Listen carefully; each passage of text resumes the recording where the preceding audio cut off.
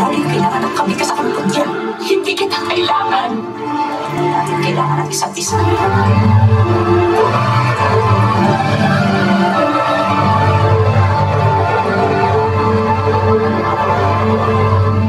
Wala na makakaalis. Sarado ng tahanan. Ba't hindi pa magtadira ng totohanan?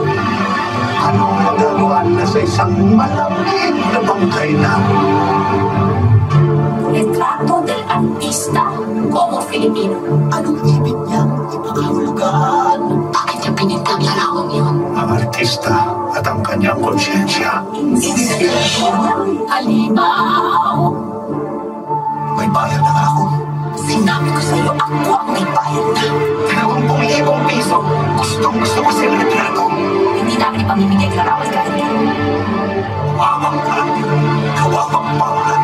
Gusto ng dalawa, iwanan na natin ang bahay. Hindi na tayo mamimili. Mamumuli lang tayo ng nag-aisip. Ang larawang yun ang inyong pag-asa. Ibinigay ko ang pansenyo.